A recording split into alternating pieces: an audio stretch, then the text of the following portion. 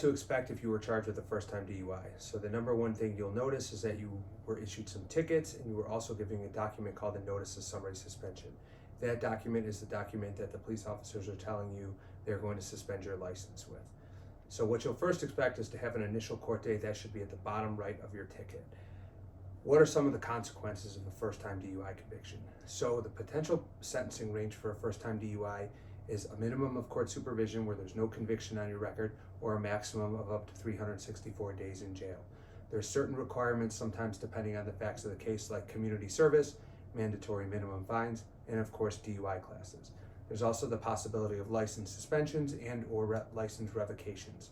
The difference between a suspension is that the license is suspended for a definite amount of time, 6 months, a year, versus a revocation, which means that the license is essentially canceled.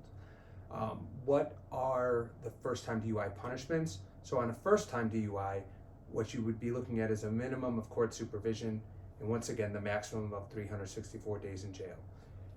The jail is very, very, very unrealistic. This is not a case where most people will see even a day of jail. On a first-time DUI, the vast, vast majority of people are looking at court supervision, DUI classes, and just a fine and fee, sometimes community service. Can you go to jail on a first-time DUI? Generally, no. It would be very rare to see someone go to jail. Typically, you would need to see some kind of bad accident where other individuals got hurt, or there were minor children in the car, but it would be something pretty extreme to see someone go to jail on a first-time DUI. Now, how is your license affected? Is your license going to be suspended for a first-time DUI?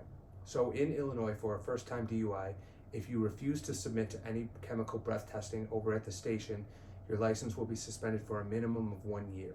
If you decide to do those chemical testing and your blood results are over a 0.08, then your license will be suspended for 6 months. The suspension will start 46 days after the day you were arrested.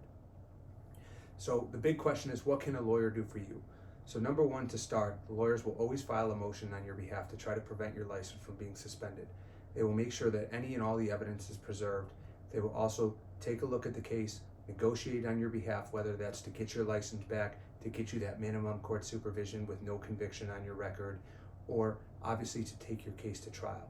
It's important to have a lawyer who's focused on DUI law and who knows what they're doing.